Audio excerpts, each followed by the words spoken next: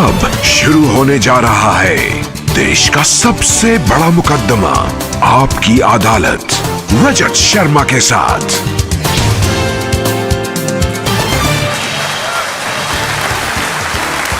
नमस्कार, आपकी अदालत में आपका बहुत बहुत स्वागत है।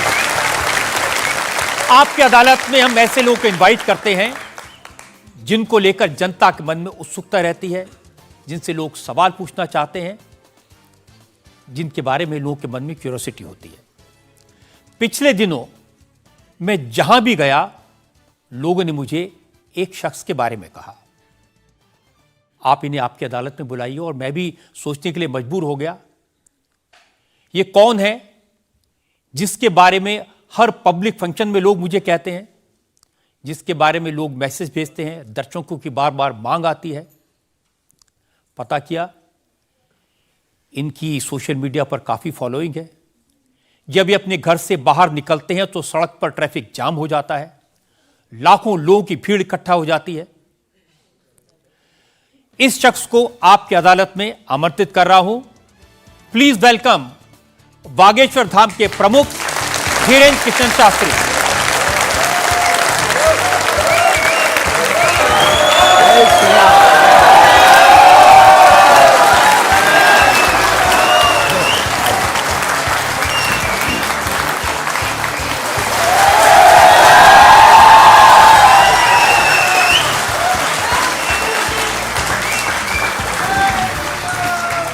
और धीरेन्द्र कृष्ण शास्त्री पर मुकदमे में आज हमारे जज हैं वरिष्ठ पत्रकार विनोद अग्निहोत्री।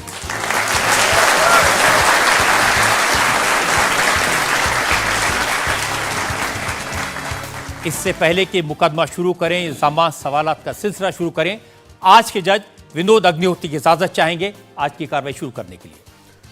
इजाजत है मुकदमा शुरू करने की। और इससे पहले कि पहला इल्जाम लगे शास्त्री जी पर, एक नजर डालते हैं शास्त्री जी के लाइफ पर। आजकल पूरे देश में बागेश्वर धाम के प्रमुख धीरेन्द्र कृष्ण शास्त्री की बहुत चर्चा है।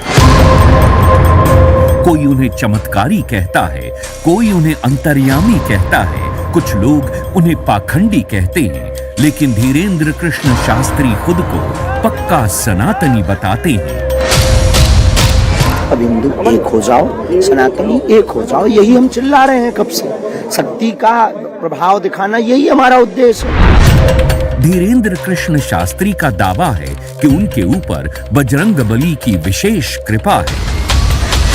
वो भक्तों का दुख दर्द सिर्फ अपने इष्ट तक पहुंचाते हैं। चूंकि भक्तों पर कृपा बरस रही है, इसलिए धीरेन्द्र कृष्ण शास्त्री का प्रताप भी बढ़ रहा है। उनके भक्तों की संख्या अब लाखों में है। धीरेन्द्र कृष्ण शास्त्री सिर्फ 26 साल के हैं। साल 2 साल में ही बागेश्वर धाम के पीठाधीश्वर के रूप में वे विख्यात हो गए। अब बड़े बड़े मंत्री और अफसर भी उनके दरबार में हाजिरी लगाते हैं। धीरेन्द्र कृष्ण शास्त्री सबसे पहले नजरों में आए जब संस्कार टीवी पर उनकी भागवत कथा दिखाई जाने लगी। फिर वो चमत्कार भी दिखाने लगे। 21वीं सदी के इस कथावाचक के वीडियो आजकल हर मोबाइल में है। बाबा इंस्टाग्राम से लेकर फेसबुक तक हर जगह छा चुके हैं। जैसे जैसे धीरेन्द्र कृष्ण शास्त्री की लोकप्रियता बढ़ी तो विवाद भी सामने आ गए। धीरेन्द्र कृष्ण शास्त्री का दावा है कि वो कोई पैसा नहीं लेते। जो उनके दरबार में आना चाहता है उसे सिर्फ हनुमान जी के यहाँ नारियल बांधकर अर्जी लगानी पड़ती है। धीरेन्द्र कृष्ण शास्त्री एक अच्छे वक्ता हैं। अब उनका संकल्प है कि वो सनातन धर्म को घर घर पहुंचाएंगे और भारत को हिंदू राष्ट्र घोषित करवाएंगे। आपकी अदालत में धीरेन्द्र कृष्ण शास्त्री अपना मुकदमा खुद लड़ेंगे। तो आइए शुरू करते हैं आज का मुकदमा। आपकी अदालत में पहला इल्जाम धीरेन्द्र कृष्ण शास्त्री पर। आपकी अदालत में बागेश्वर धाम के प्रमुख धीरेन्द्र कृष्ण शास्त्री पर आरोप है कि ये पब्लिसिटी के लिए स्टंट करते हैं। शास्त्री जी, बहुत सारे लोगों ने मुझे कहा कि आपको आपकी अदालत में बुलाएं। सोशल मीडिया पर आपकी मैंने देखा बहुत लंबी चौड़ी फैन फॉलोइंग है, 40 लाख लोग आपको फॉलो करते हैं। बहुत सारे वीडियोस मुझे लोगों ने भेजे। आप सड़क पर निकलते हैं तो चारों तरफ भीड़ लग जाती है। तो एक वीडियो मैं जनता को दिखाना चाहता हूं जो आपके लोगों ने मुझे भेजा है।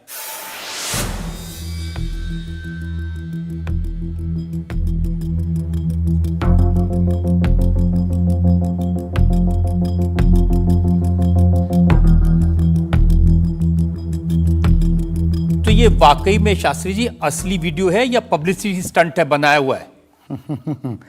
लोगों की अपनी अपनी भावनाएं होती हैं, अपनी दृष्टि से देखने की।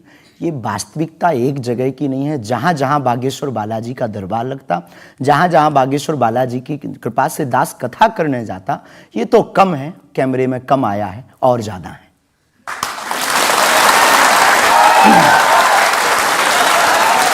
लेकिन 26 साल की उम्र में इतनी चर्चा, इतनी पब्लिसिटी, ऐसा क्या है आप में? जिसका गुरु बलवान होता है, चेला पहलवान होता है। जो लोग कहते थे ईश्वर नहीं होते या भगवान नहीं होते, हमारी दृष्टि में इस छोटे से गांव से, गढ़ा गांव मध्य प्रदेश के बुंदेलखंड में एक छोटा गांव गढ़ा है। गढ़ा में रहने वाला एक छोटे परिवार का बालक धीरेन्द्र कृष्ण अगर यहां तक पहुंच सकता है बालाजी की कृपा से, तो भारत का प्रत्येक व्यक्ति भगवत कृपा से कहीं भी पहुंच सकता है। आपने ये नहीं बताया कि यहां तक कैसे पहुंच गए हैं। ये जो लोग हैं जो फॉलो करते हैं, जो आपके बारे में इतनी बातें करते हैं, ये क्यों करते हैं? क्या है आप में? बागेश्वर बालाजी की कृपा वो सब पर है। लेकिन आप अगर कहेंगे, क्योंकि आपसे जीतना तो बड़ा मुश्किल है, हम पहले आपको साफ कर दें कि चूंकि आपका नाम तो रजत शर्मा जी है, लेकिन हम आपको दयालु नाम से, क्योंकि हमारी भारतीय परंपरा में बड़ों का नाम नहीं लेते, तो हम आपको दयालु कहकर संबोधित करेंगे, अगर बुरा ना लगे तो। आप कुछ भी करिए। वैसे हम आपके यहाँ आज मेहमान हैं, तो ये हमारा अधिकार भी है।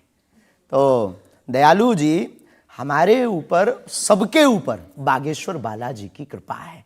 लेकिन हमने अपने गुरुदेव की जो चरणों की सेवा की, उस सेवा के माध्यम से ऋषि परंपरा की जो मंत्र विधा हमको प्राप्त हुई है, वो हमारे पास एक ऐसी अनूठी है जिससे पूरा विश्व की मंगल कामना भी करते हैं। पूरा विश्व अपनी समस्याओं के समाधान के लिए गुरु के नाते बागेश्वर धाम चला आता है। शायद इसीलिए लोग हमारे पास आते हैं। मैंने तो ये देखा कि जब से आप संस्कार टीवी पर आना शुरू हुए और लोगों ने आपके प्रवचन सुने, उसके बाद लोकप्रियता बड़ी तेजी से बढ़ने लगी। हाँ, ये कह सकते हैं माध्यम है, परंतु देखो साधन है, साध्य नहीं। दरबार 3 पीढ़ी से लग रहा, हमारे दादा गुरुजी भी लगाते थे, हम भी 11 साल से लगा रहे हैं। नजर आपकी आज पड़ी है अब इसमें, और हमें ये लगता है कि इसमें ये हमारी गलती नहीं है, देखने वाले की गलती है। बड़ी देर से देखा है हमें, हम तो पहले से ही गुरु कृपा से चमकदार थे। मुझे तो लग रहा है बहुत जल्दी देख लिया आपको, भी तो आपकी उम्र ही कुछ नहीं है। हम उस परंपरा से हैं, जब 5 वर्ष की अवस्था में ध्रुव जी लीला कर सकते हैं, प्रहलाद जी लीला कर सकते हैं, तो हम 26 साल में क्यों नहीं लीला कर सकते? तो आपने क्या क्या लीलाएं की हैं? कोई ऐसी लीला नहीं की जिसमें हम फंसे, लेकिन आपकी अदालत में आए हैं, और आपके उसमें आप जो कह रहे हैं, तो हमारे जीवन में गुरु कृपा से जो किया सब सनातन के लिए किया, और केवल सनातन के लिए करें। लीला का मतलब ये हम कोई ईश्वर नहीं है, हम कोई भगवान नहीं है। साधारण जैसे ये इंसान है, वैसे हम मानव हैं, हम में कोई अलग नहीं है। बस हमने अपनी परंपरा को ठीक से जाना, ये अलग है। आप जब स्कूल में पढ़ते थे तो जैसे बाकी छात्र होते हैं ऐसे ही थे लगभग, और मास्टर जी कहते थे ये स्कूल में ना आए तो अच्छा है, इतना शरारती है? हाँ, उपद्रवी तो थोड़ा थे, क्योंकि हम जाते थे तो एक तो बहुत कम जाना होता था, लेकिन बहुत गंभीर और सौम्य भाव से हम जाते थे, और लोगों की भावनाएं हमारे पास रहती थी। चूंकि हमारे दादा गुरु का नाम बहुत प्रसिद्ध था, तो दादा गुरु के कारण लोग हमको भी प्रेम देते थे, स्नेह देते, दुलार देते। हमारे दादा गुरु जी को हनुमान जी का 2 बार साक्षात्कार हुआ, ऐसा हमने माना और उनके अनुयायियों ने माना। तो हम जब स्कूल में जाते थे तो बचपन से ही बड़ी कृपा थी, तो लोग बच्चे हमारे पास आते थे, सब क्लासें एक साथ हो जाती थी, 9वीं 10वीं 8वीं सब एक हो जाती थी, जिसमें हम बैठते थे। अच्छा महाराज जी बताइए हमारी कितनी परसेंटेज बन रही है? तो हम वो बचपना उस वक्त ऐसा भाव रहता था दिखाने का। अब तो बहुत गंभीर हो गए, लोगों ने कह करके हमें बड़ा गंभीर बना दिया। तो वो भाव रहता, अच्छा ठीक है तेरी प्यारे 56% बन रही और मेहनत कर 60 हो जाएगी। तो कौन हनुमान जी बताते थे कितनी परसेंटेज? गुरु प्रेरणा हमसे कोई शक्ति बात नहीं करती है, कोई सामने नहीं हमारे पास बैठती है, हमें तो अनुभव होता है, प्रेरणा होती है। जो ऋषि परंपरा में प्रेरणा है, जो हमारे भारत में अनेकानेक महापुरुष, तो हमको प्रेरणा लगती है, ऐसा अनुभव होता है कि ऐसा होगा। जैसे हमें प्रेरणा लग जाती है कि ऐसा होगा, वो हम लिख देते हैं और इष्ट कृपा से और अपने इष्ट के प्रति आस्था से वो बात सत्य निकलती है। हमारा जीवन भी बड़ा अभाव से गुजरा। एक छोटी झोपड़ी रहती थी, वो भी झोपड़ी कच्ची झोपड़ी, उसमें पिताजी रहते थे, हमारी माँ, हमसे छोटी बहन और उससे छोटा भाई, 5 लोग उसमें रहते थे। उसी में भगवान को स्थान था। दादा गुरुजी निर्मोही अखाड़ा से साधु थे, तो उन्हें परिवार से ज़्यादा मतलब नहीं था। तो बड़ा अभाव में गुजरा हमारा जीवन, बहुत विचित्र स्थितियों में गुजरा। लेकिन अभाव ने प्रभाव की महिमा बताई और आज प्रभाव ने हमें अभाव की महिमा बताई। तो आप कह रहे हैं कि जब छात्र थे तो साधारण छात्र थे जैसे बाकी बच्चे होते हैं, वैसे आज घर परिवार वैसा था जैसे बाकी लोगों का होता है। कोई नई बात नहीं, कोई ऐसा, हम कोई ईश्वर नहीं है, हम संसार से कोई अलग से ब्रह्मा जी की फैक्ट्री से सेट नहीं भये। हम जैसे दुनिया है वैसे हम हैं। बस गुरु परंपरा और हनुमान जी की कृपा क्या होती है, शायद हनुमान जी ने और गुरु ने हमको चुना ये ललकार कर बताने के लिए, हमें लगता है हमारा। इस देश में तो बहुत सारे लोग हैं जो हनुमान जी के भक्त हैं। करोड़ों लोग हाँ, मंगलवार को शनिवार को मंदिरों में जाते हैं, व्रत रखते हैं, प्रसाद चढ़ाते हैं। तो हनुमान जी ने आपको क्यों पकड़ा? कुछ ज्यादा ही घनिष्ठता होगी हमारी, उनको ज्यादा मोहब्बत हम पर आई होगी। लेकिन इस करोड़ों लोगों में हनुमान जी के लाखों भक्त हैं। उन्होंने अपने लिए मांगा और हमने पूरी विश्व के लिए मांगा। इसीलिए हमें लगता है कि हम में और बाकियों में अंतर है। देखिए आपने क्या मांगा, इसके कुछ वीडियोस मैंने देखे हैं। वाह। आप लोगों से कह रहे हैं कि आपके पास जितना चाहे दान दे दो, अपना मकान दे दो, फ्लैट दे दो, बंगला दे दो, घोड़ा दे दो, गाड़ी दे दो, सोना चांदी, बैंक, एफडी, मंगलसूत्र, अंगूठी, लुगाई लड़का छोड़ के सब मुझे दे दो। ये हमारा डिस्क्लेमर रहता है दरबार के पहले का। लोगों को जो भावनाएं रहती हैं कि गुरु परंपरा के लोग और साधु लोग दरबार इसलिए लगाते हैं, भगवान को इसलिए रखते हैं कि ये कमाई का जरिया बनाते हैं। और हमने अपने दरबार में बैनर लगा करके वो माइक पर ठोक करके बोलते हैं कि यहाँ किसी भी प्रकार का शुल्क, फीस, दक्षिणा नहीं लगता। पर अगर तुम शिष्य मानते हो अपने आप को और हम गुरु हैं, तो गुरु परंपरा के नाते अगर कुछ भी तुम दे दो, अगर आप भी इंडिया टीवी का ये हाउस हमारे नाम करें, हमें कोई दिक्कत, हमें कोई दिक्कत, और लेते भी हैं। लेना बुरा नहीं है, उपयोगिता बुरी है। लेकर के उसका सदुपयोग करते या दुरुपयोग करते, हम लेते हैं। कोई अगर देता है तो स्वीकार करते गुरु के नाते। हम उस परंपरा से हैं जहां अंगूठा तक दान गुरु को दे दिया जाता है, हम भी लेते हैं। कितना कमा लेते हैं? हमारी तो कोई फिक्स कमाई नहीं है, क्योंकि हमारी कोई कंपनी या बिजनेस नहीं है। कोई चढ़ा जाता है, हमारे पास करोड़ों सनातनियों का प्यार, लाखों करोड़ों लोगों की दुआएं, हजारों संतों का आशीर्वाद, इतनी कोई हमारी हिसाब कमाई किताब तो रखता होगा ना कि कितना पैसा आया। जितने सनातनी उतनी कमाई, हिसाब आप लगाओ।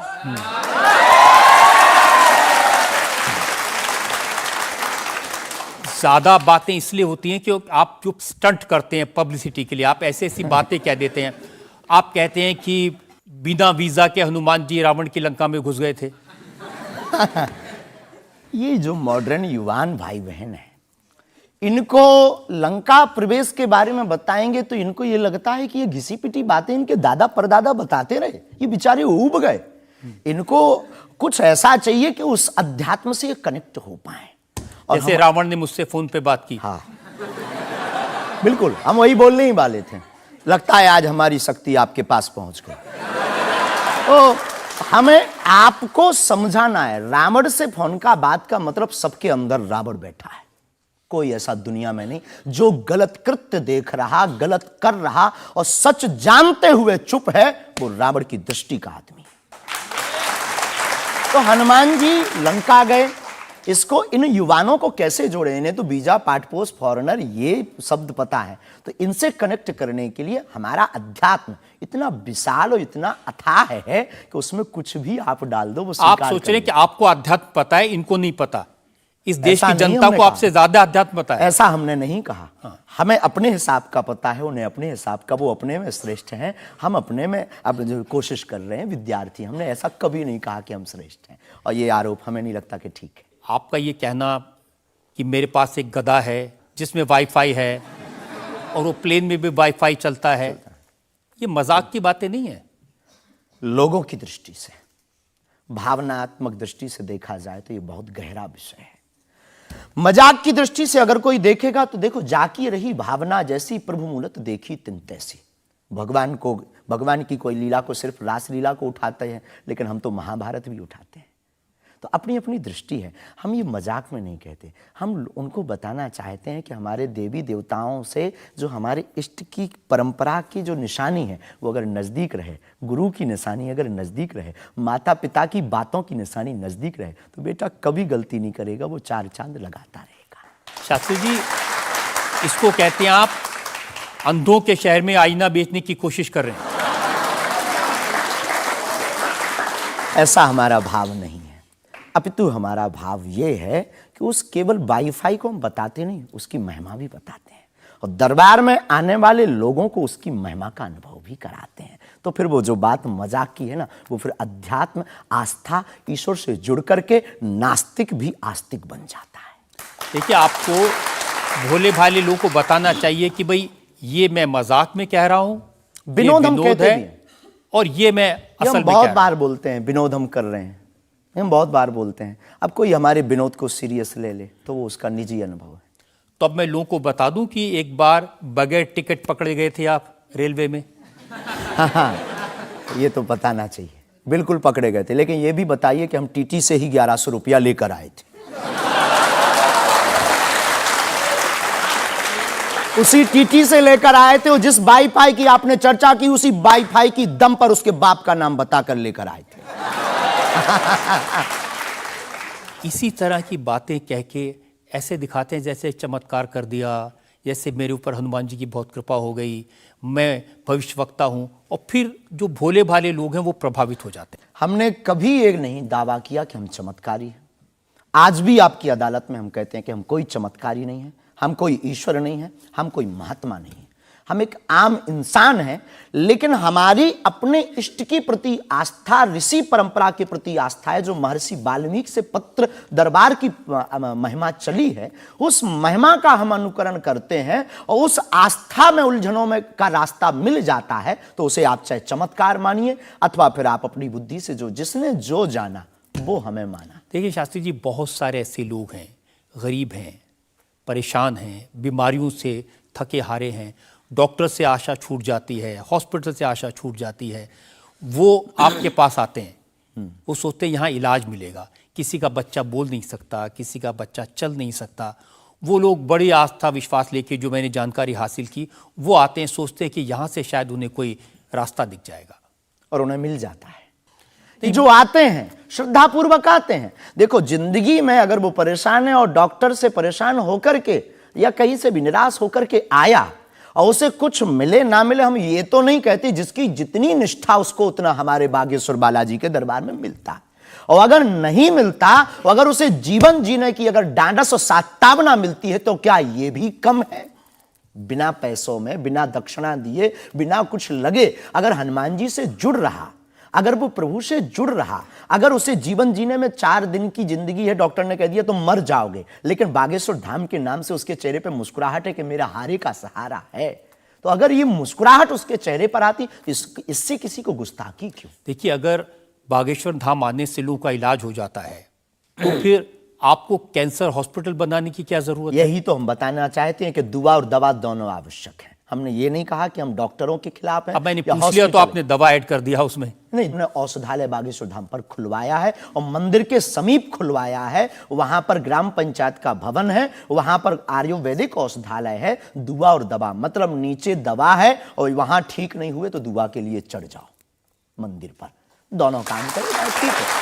और ये कोई नई बात नहीं है, हमने ऐड नहीं की, डॉक्टर खुद ऐड करता है, ऑपरेशन करता है, जब ठीक नहीं होता तो वो भी कहता है तुम भी प्रार्थना करो। लेकिन ये सही है कि जिस इलाके में आप हैं उस इलाके में बहुत सारे ऐसे लोग हैं जो इसी तरह पर्ची निकालते हैं, जो इसी तरह दुआ की बात करते हैं। पूरे भारत में ऋषि परंपरा के अनेक लोग हैं, बहुत लोग तो नहीं कह सकते, पर अनेक लोग पूरे भारत में हैं। और केवल हमारे इलाके में नहीं, पूरे भारत में। हमारे इलाके में बागेश्वर बालाजी की महिमा और दादा गुरुजी के पास दरबार से, कृपा से बहुत से महापुरुष और भी। मैं बताता हूँ, एक लवलेश नाम के गुरुजी हैं, 20 साल की उम्र है, और वो भी इसी तरह से पर्ची निकालते हैं। वो भी इसी तरह से। हम कभी ऐसे मिले नहीं इस भाव से, हमारा कभी मिलना नहीं हुआ, और इस विषय पर उनका निज मत हो हम कह नहीं सकते, ईश्वर जाने। नहीं, मत तो पता नहीं, उनके ऊपर रेप का इल्जाम है और वो जेल में है, कह नहीं सकते।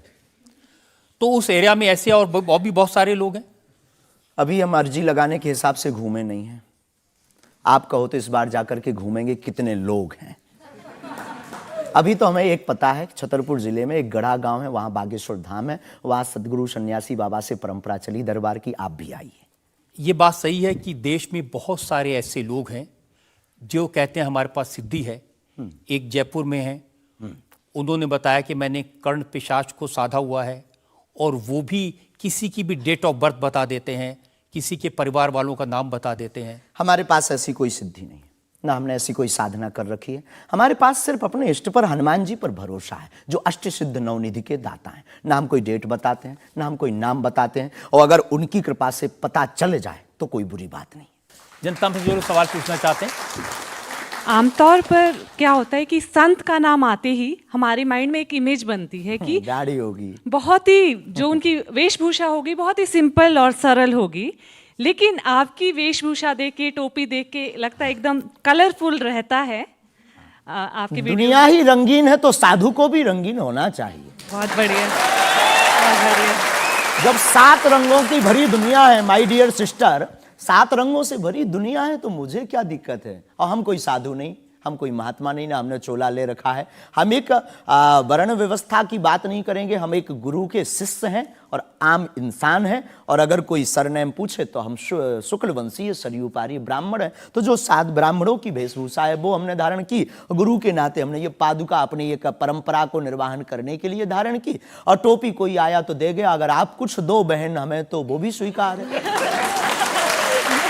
आप चाहो तो कुछ हमें पहनने को दे सकते हो, हम पहन लेंगे। एक वेबसाइट ने लिखा कि ये जो टोपी पहनते हैं ये पहनाने वाले से भी कुछ गुरु दक्षिणा लेते हैं, जो कपड़े पहनते हैं, जो कपड़े जिसके दिए पहनते हैं उससे भी कुछ पैसा लेते हैं। आज तक ऐसा कोई मिला नहीं है, खोज जारी है।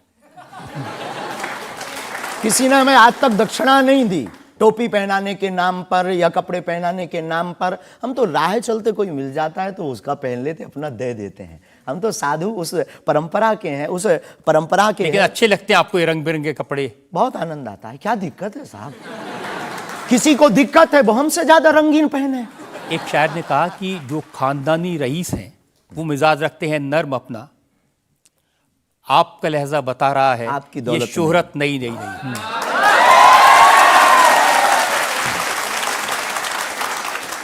लोगों को लगता है, हमें लगता है कि हमारे जीवन में न हमें धन प्रिय है, न मान प्रिय है, न सम्मान प्रिय है, हमें हनुमान प्रिय है। और हमने जब से जन्म लिया तब से हम धनवान हैं, क्योंकि हमारे हनुमान हैं। और दुनिया का प्रत्येक हनुमान भक्त धनवान है जिसके जीवन में हनुमान है।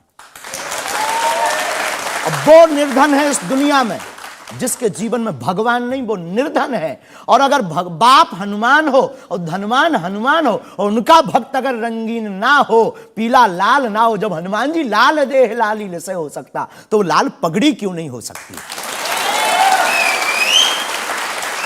ये मुझे पता चल गया है कि आप इसी तरह की डायलॉग बाजी करके ही इतने पॉपुलर हुए हैं।